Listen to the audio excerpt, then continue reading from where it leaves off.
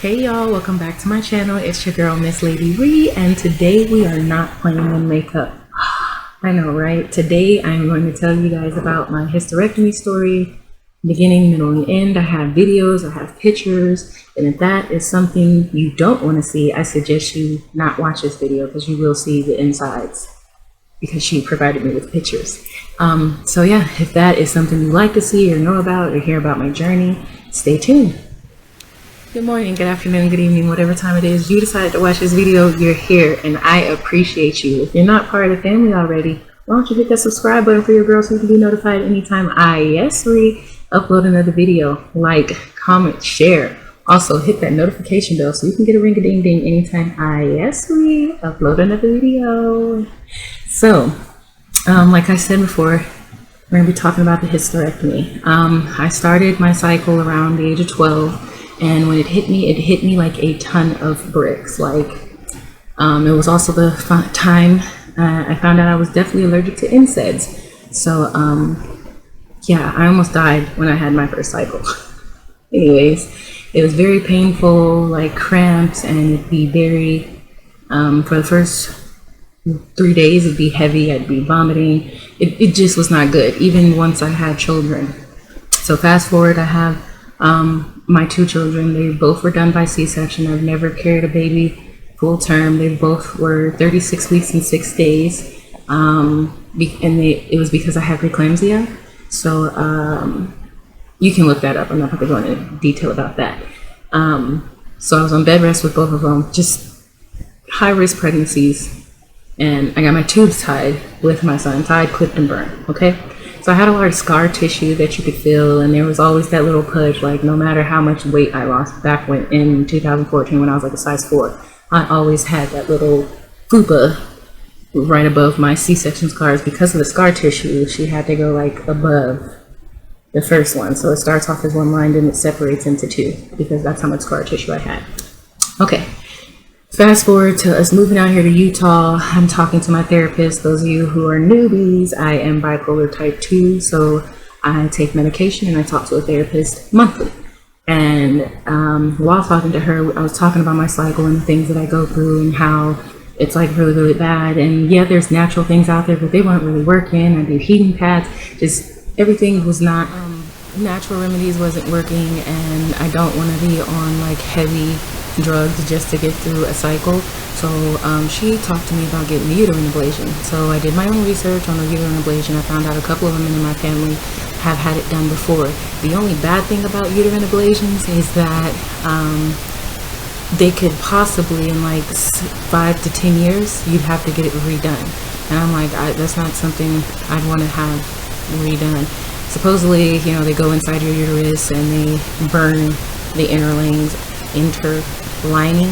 of your uterine, and you don't have a period for like, it could be forever, it could be 5 years, it could be 10 years. It all depends on your body and how it heals itself.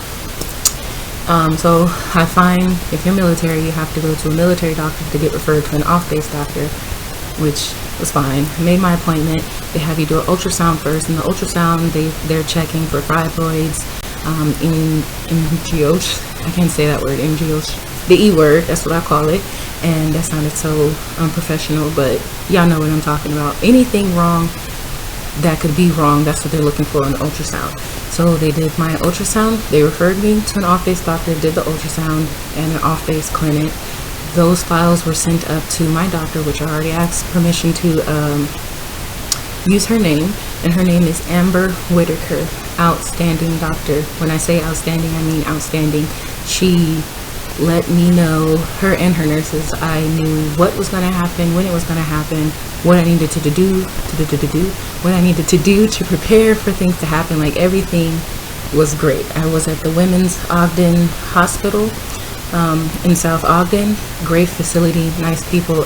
My whole experience in this was amazing. Okay, so fast forward, we set up an appointment with her. She does a pap smear first, and she looks at, you know, the ultrasound from the other place, because they don't do ultrasounds. They can, but the military is weird, okay?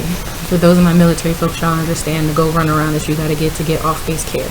So once my ultrasound was faxed over to her and she was like, we don't see anything on here.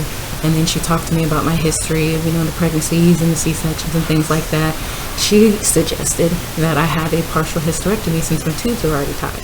Now for my partial hysterectomy, she was going to take my uterus, tubes, and my cervix. Yeah, you heard me right. My cervix. So, I was a little worried about that, but that's usually where cancer for women is, in the cervix, cervical cancer. So if she's going to be in there already, we might as well remove it and close it up so there won't be that possibility. And I was like, you know what, that makes perfect sense. And she was like, you don't need it, you don't plan on having any kids, which I don't, because I already have 2 beautiful children, the best of both worlds, to Shayla and Jordan, right? Why would I need anything else? So we set a date, and the surgery was January 20th. Now, to prepare for this, I had to take Miralax, but I want to warn you that reading is fundamental, okay? Reading is fundamental. The doctor told me what to do. I voice recorded everything she said so I could play it back, and I still messed up, okay?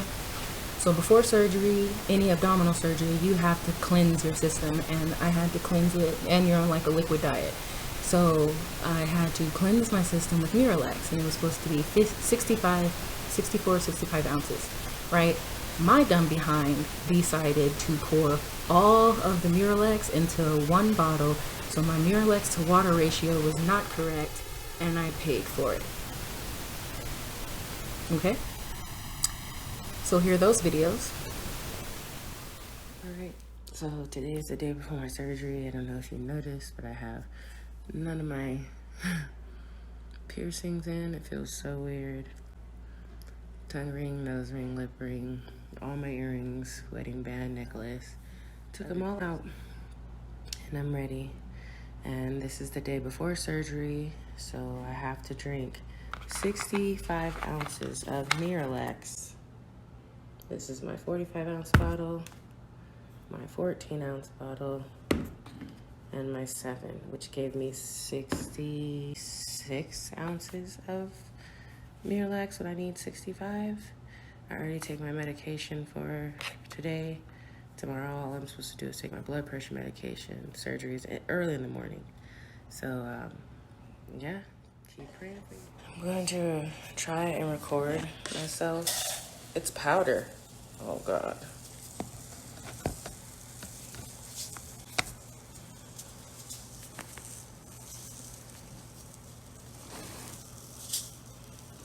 It stinks. I think I'm going to have to mix it in with my water. Probably should have read the instructions.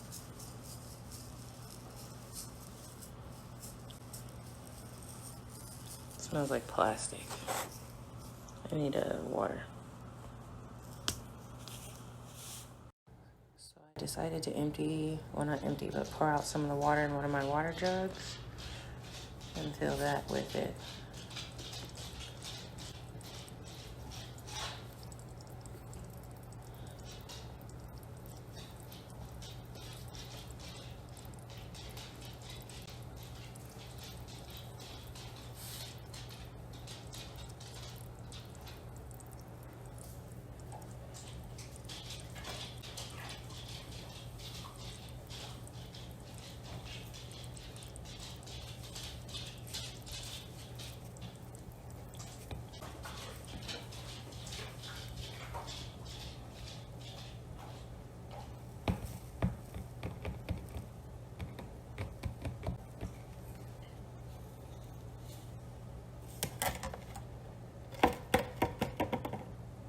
It's all expanding and rising to the top. I'm having issues because it says, it can be in water or any other drink. So I put in my Gatorade since I'm supposed to have Gatorade and water. And can you see that? The filter. Can you see that? It's not pouring somewhere. Let's keep it. And what's freaking me out is I still got half of this and these 2 left. The fudge.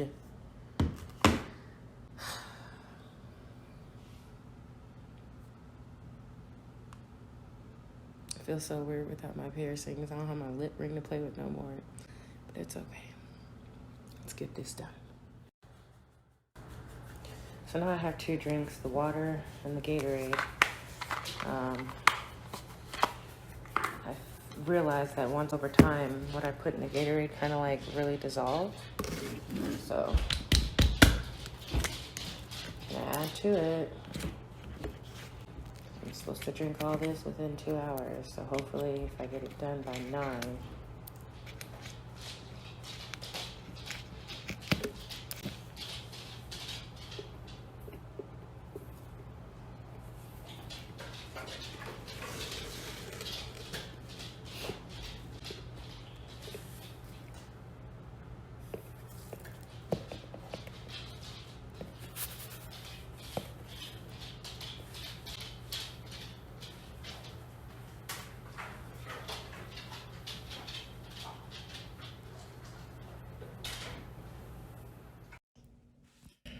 All right, now that it's mostly dissolved, I'm gonna pour it in a cup. Because I feel like if I just keep drinking from the big jug, I'm not gonna do it.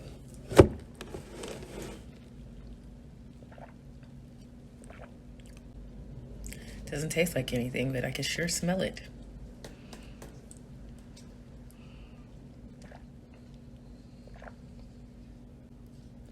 I'm lying. I can't explain the taste. It's not disgusting, it's just different.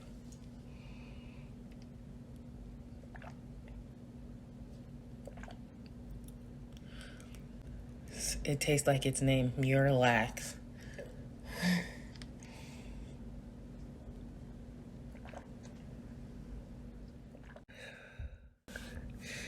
I know they said I'm supposed to drink all of this in 2 hours. I'm on the 2nd cup, and I don't see how that's gonna work out. It's not nasty. I know I'm making these really disgusting faces. It's not nasty. I just like my water to taste a certain way, and the way this making the water taste is really me turning off from water, and all I can have is a liquid diet today.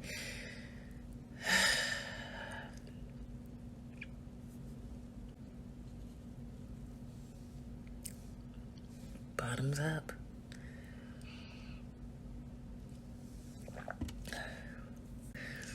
Ooh, if I could just chug it, but I can't chug it. I'm not a drinker. I swear it's not disgusting. Like, if somebody were to taste it, they would call me a punk, because it's really not nasty. It doesn't have a taste. It's just nasty to me. I know, right? So, before that, I missed the part. My bad. Before that, because of COVID, you had to take a COVID test. And here is my COVID test. I didn't like what I saw. I don't really think June 27th. Okay, I'm gonna have you pull forward to the 2nd glass door and they'll come test you, okay? Okay. Football, but he don't need it much. The question is, can Cleveland, It's for me. Cleveland's defense, can they get to, say, 30 points? Hello. Your name and birthday? Alright.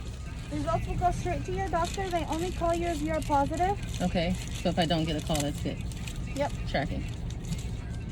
I'm gonna be going on both sides of your nose, but not very far in. Okay. So I'll have you pull down your mask. Or do I need to put it all the way down? Yeah, that'll be fine.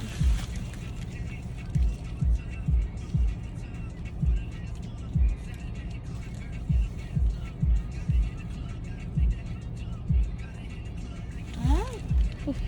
That is it. That wasn't that bad. Okay, good. Thank you.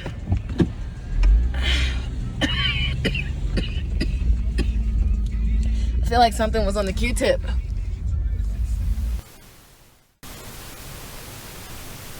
Now, after the COVID test, they give you the test 3 days before your surgery, and you have to stay indoors. Like, you have to be quarantined to make sure you're not exposed or can expose yourself. So that's what I was doing during the Muralax time. I was quarantined anyway, so I had to stay in the house. Now, surgery day approaches, and here's some video clips of us walking into the hospital.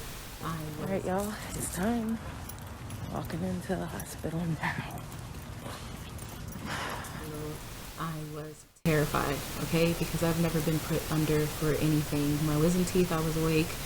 My 2 C-sections, one was epidural, the other one was spinal tap, and I was awake for both of those. So I have never been put under, and the fear of not being in control of what could happen was terrifying me. So much so that I start crying, and I'll insert the picture here so you can see me terrified of the unknown. I don't know what it is. I know what it is. I couldn't control what was about to happen to me, and it was freaking me out. That's what it is, plain and simple.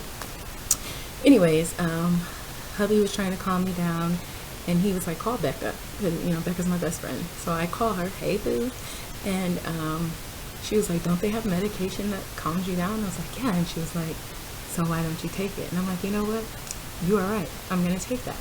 So I took the medication, and I remember that I had to use the bathroom, but before I took the medication, I did this video. I'm in here, y'all.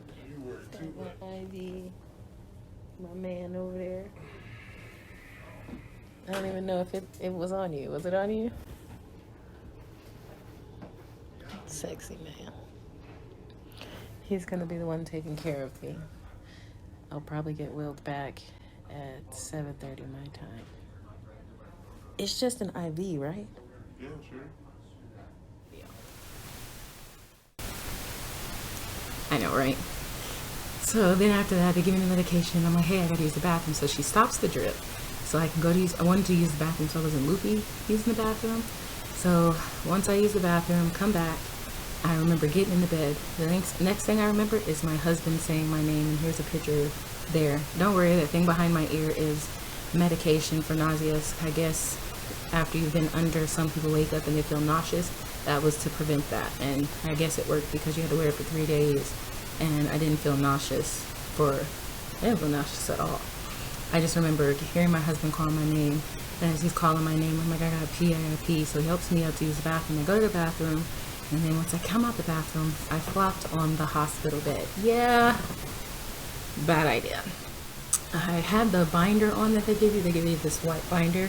So, and I was heavily medicated, so I didn't feel any pain, but I flopped on my stomach, and I remember, even though my eyes are closed, I remember hearing somebody come in. I want to say my nurse name was Cynthia, because everybody that was on staff, I knew somebody in my life. And I was like, oh, okay, your name is this. I'm comfortable with that because I know somebody named this, and if you're anything like them, this is going to be okay. I don't know if anyone else does that, but I do. And that's how I was trying to calm myself. So I'm pretty sure it was Cynthia that came in. And she was like, hey, she can't be laying like that. She just has surgery on her stomach. And the surgery is called Da Vinci Liposcopic Robotic Surgery. If you want to look it up on YouTube, they have the whole process of what goes down. And that's what I watched before I had mine done. And she's like, we got to get her on her back or at least to her side. And so they get me on the side. And as I'm on the side, she was like, hey, wake up for some pudding. I set up for some pudding, and when I set up for this pudding, y'all, this pudding was the best pudding in the world. It was vanilla pudding, and I asked for some more to take home with me. Like, that's how good this pudding was. It could have been just because I was coming off of, you know, the medication and things, but this pudding was the best, okay? They gave me my pudding, and my husband helped me get into my clothes, which, another thing I'm going to mention, during this whole healing process, I could not wear blue jeans. The one day that I did wear blue jeans, which is a picture here, I regretted it when I came home because my incisions where my belly button and area was hurted so bad the rest of the day, and I was like, it's probably because I had jeans on and there's probably a little tenderness. It was a month into having surgery that I tried to wear jeans, but Wait, okay? Stop trying to be cute. I was trying to be cute. Okay. Anyways. fast forward, I don't remember the drive home. Hubby said I slept the whole way. It was like a 19-20 minute drive. He helped me out the car. I got in the bed. And now I'm going to input all the videos from the update of day 1 of surgery till the day I was set free. So here you go. I have a couple people asking. Surgery went well. I'm home resting. I'm up doing my 2-hour walk. And I'm about to take these meds and go back to bed. Thanks for all your prayers. I'm doing well. Hey, giving you guys an update. It's day 2 after surgery. I'm feeling good, feeling great. My incision around my belly button hurts a little more today than usual. but I'm sure that's because the lidocaine has been gone or worn off. But yeah, I'm doing good. Thank you all for your prayers. They said I'll be in recovery for 8 weeks, so keep me up in your prayers till March 18th. All right, thank you all again. I appreciate it, and I just want to let you know I'm doing good. I'm doing good. I'm keeping a strong face. Day 2 after surgery, I feel a whole lot better. I sound a whole lot better. I've been coughing up phlegm from when they tubed me, but I feel a lot better. This binder I have on, it feels good. I feel like I can do anything, although hubby is making sure I don't. But I just wanted to give an update because my stomach hurts, but the pain is not horrible. And I haven't had the gas up in the shoulder like everybody's been talking about, but I have been taking the Gas X. And I'm feeling great. Day 2. Yay. My only discomforts in day 2 is that the scars where the incisions are, they itch really bad and I want to just scratch them. And I can't take a shower for 48 hours, so that's not until tomorrow. And I'm just like, oh my God, I want to take a shower. I can't even do a whole bath, none of that, for 48 hours. But other than that, I'm pretty like, okay, this isn't that bad. And I'm hungry, but I'm hungry, and when I go to eat, I'm not eating that much. It's still just pudding, applesauce, and last night I had a little bit of lasagna, but my mom had to remind me of the acidity in the tomato sauce of the lasagna. Still haven't pooped yet, but hey, it is what it is. This is the update. If you don't want to watch it, keep clicking. All right, I will show you guys my scars. I took pictures of my scars and how they're gonna heal over time, and I'm just gonna save that for my YouTube vlog when I do that. When them Percocets hit, I am so lit. Day 3, sound like crap, but I felt better. I felt really good yesterday, but today is not as good, but it's a process. What's up, my lovely people? I'm here giving you guys an update, post-op update. It has been 6 days. Tomorrow will be a week since surgery day. I am in the bed. I'm using my airplane neck pillow. I'm in some pain, but nothing too bad. Yeah, my hubby and my children have been taking really good care of me. Mom Dukes will be here soon, so that should be amazing. I have family and friends calling and checking on me, which I appreciate all of the loving. But yeah, just wanted to give you an update, let you know I'm good, I'm fine, I'm okay, I'm still in the land of the living. God bless. Update. So the doc says I can drive. I can do about up to a quarter of a mile of a walk. I can go to the store. I'm not restricted to bed rest anymore. I be a free. Well, no, I'm not free. I'm still on, like, she said if my body feels a certain way, like if it feels tired, to listen to my body and rest. However, the update went well. It went well. And I got to see my liver. I got a good looking liver, y'all. Y'all better stop all that drinking. Yeah, you. Y'all, my husband is not playing. I wanted some things from the BX so I can, like, do a little French tip on my natural nails, right? And I thought I was going to be able to get out the car. Hubby was like, no. And I was like, well, what about when we pick up my medication? He was like, I could pick it up. If they have any problems, I'll call you. So you sit here in the car. It's nice to be out the house. But yeah, I'm in the car, waiting for him to grab my medicine and the things I need. I was like, I want a white polish. I want to do my feet too, but I don't know if he'll be able to find all those things. We shall see. Update. Today is officially 3 weeks since the surgery. I'm healing. You know, I still feel like I did last week, but I'm on less medication than I was the other week. I don't know what this filter is doing with my nose. Anyways, I'm feeling good, feeling great, going to get some groceries. Mom Dukes will be here in a couple of days. But yeah, I'm feeling good, feeling great. Okay. I'm in the car waiting on hubby. I will say I do have this pain above one of the incisions, like 3 or 4 inches above the incision underneath my rib. That's like hurting. But other than that, there's no pain. But I haven't taken any pain medications today. Trying to start this week off with no pain meds. If it gets bad enough though, I will take those nerve numbing medication things she gave me. Because this pain is a little, it's like in a 3-4 level, getting up to like a 5-6. I don't know how to explain it. And then it's like continuing to be there. So I don't know if it's a hunger pain because I haven't eaten or what, but your girl hurting a little bit. Update. It's Wednesday. It has officially been 1 whole month since I've had surgery. Mom Dukes is here. She's been taking care of me. She's been taking care of my whole family, cooking wonderful food.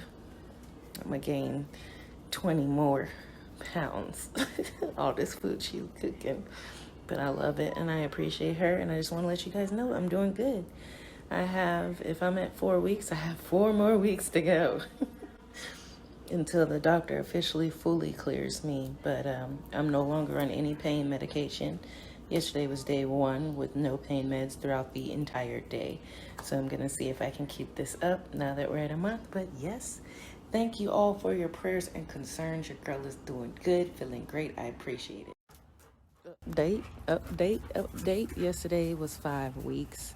For those of you who are following the journey, I'm feeling good. I'm back to driving. I can't work out, and I can still only take showers. I will say I've been off the pain meds for 2 weeks now, so that's good.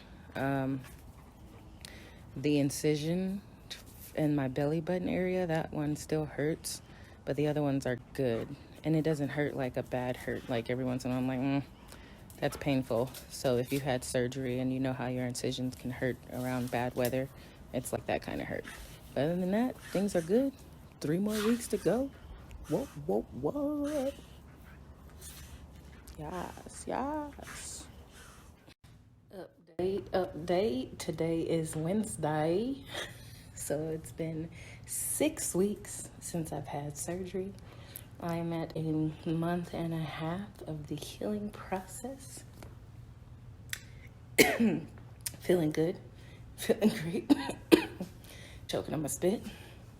But yeah, I have 2 more weeks to go, and hopefully when I go see the doctor, she clears me to be free to go to the gym and do all kind of things. But yeah. 2 more weeks, y'all. 2 more weeks, y'all. 2 more weeks. Yeah. Your girl is doing good. Update. It's week 7. I got 1 week to go until I'm at the 8-week mark. And then I see the doctor the day after the 8-week mark on that Thursday. So next week, Thursday, I will see the doctor and see if she clears me to do adult things and go to the gym and things like that. I appreciate everyone that's kept me in the prayers. Your girl is feeling... Jordan said hi. Your girl is feeling good, feeling great. And yeah, happy St. Patrick's Day. And I just wanted to give my Wednesday update. It has officially been 8 weeks. I am done healing. Well, no, I'm not. It's really supposed to be 12 weeks, but my appointment is tomorrow with the doctor to be cleared of everything. But I'm adding this into the video to let everyone know. I have been having some stomach spasms this week, but she said that would happen, so that's pretty much it. Life is good. Life is great. I hope you guys are enjoying this day. And if you drink, drink responsibly.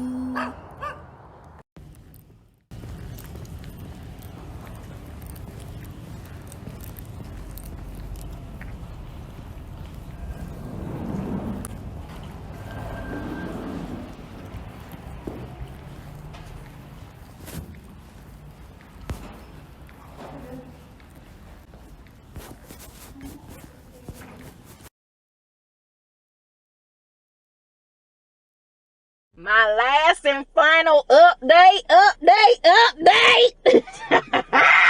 Your girl is free. I be free. I'm free. Free to dance and sing. Free to lift my hands and worship. Lord, I'm free. Lord, I'm free. I'm a free worshiper. I'm a free worshiper. I'm a free worshiper. Lord, I'm free. I'm free. I'm free. Now that I am set free, it's time to talk about the fun parts. The nuptials, as you would say. I'm trying to say this without saying it. Okay, you tracking? Tracking for my non-military people, mean like you on board? You following what I'm saying? Are you following what I'm saying? Nighttime activities? Okay. So, once I finally get cleared from her, we have a date night, and you know, hubby did his own research as well, and stuff that he researched. The lady who told her story, she was like, start off in the missionary position. I'm not sure if I can say that, but I'm saying it anyway.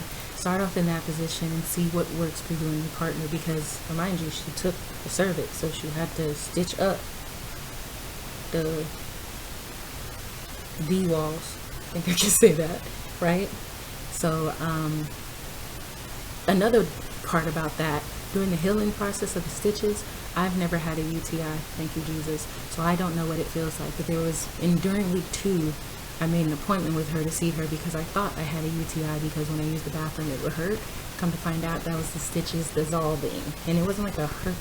No, I hurt, but I wasn't like crying, and my pain tolerance is pretty high. I get piercings and tattoos, so for a normal person's pain tolerance, it'd probably be like maybe a 7-8, but for me it was more a 3-4, because I'm pretty tough when it comes to some things. Okay, so come to find out, I didn't have a UTI. It was just my stitches dissolving, so I could feel them. And how do I explain where you can feel them at? G-spot. You could feel the stitches. I don't want to say, I could feel them unraveling or dissolving, if that makes any sense, anytime I went to the bathroom. So anyways, fast forward to the night, during his research, so we tried that way first, and for me, that was not, no, I had so much pain. No, sir. So we tried a different way, which is Poppy style, right? And it was the bomb.com. Anyways, so yeah, find out what works for you and your partner. Don't be afraid to communicate, because it's all about communication, and trust that your partner will listen to you and take their time. And mine did that. Mine did just that. He was very encouraging, and just everything I needed him to be in the healing process. Mom Dukes came to visit me and cooked for us and spoiled us. It was just a lovely experience. Now, I will add that when you have your regular cycle, so I have My Days, or some people use Flow, whichever app you choose. I'm not sponsored by either, but because I know my daughter uses Flow and I use My Days, old school. And just, it keeps a track of when your period, should come. During that time, your breasts are still going to be tender, you're still going to be emotional. Like, I found myself randomly crying, and I was like, I don't know why I'm crying. And then I looked at that and I'm like, oh, I'd be on my cycle during this time. So you're still going to be, everything you go through for a period, you are still going to have those same exact symptoms, except you're not going to bleed.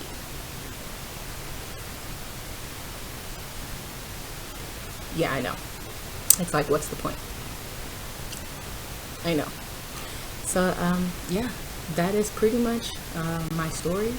Everything that happened to me, all the updates. I hope you enjoyed this story time. I hope it was informative for you. One last thing I do want to add is that another thing that me and the Dr. Amber talked about, her name is Dr. Whitaker, okay? Her first name is Amber, I'm sorry.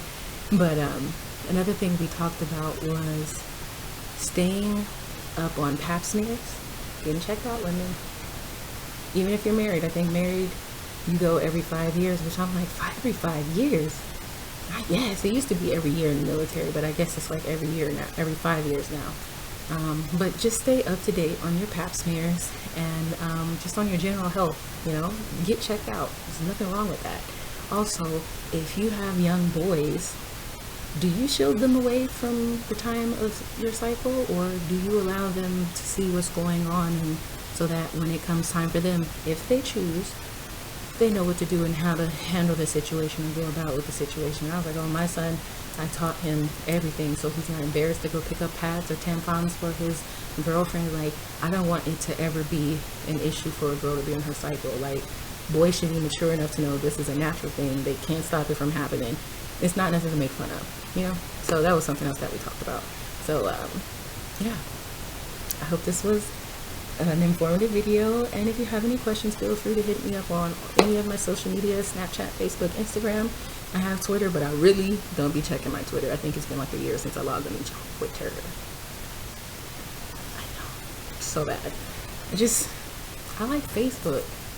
Snapchat, I don't mind. I'm more personal on Snapchat, and then Instagram, I just post my makeup picture. So Facebook DM if you want to a quick response. But yeah, that's it. Thanks for watching. Bye.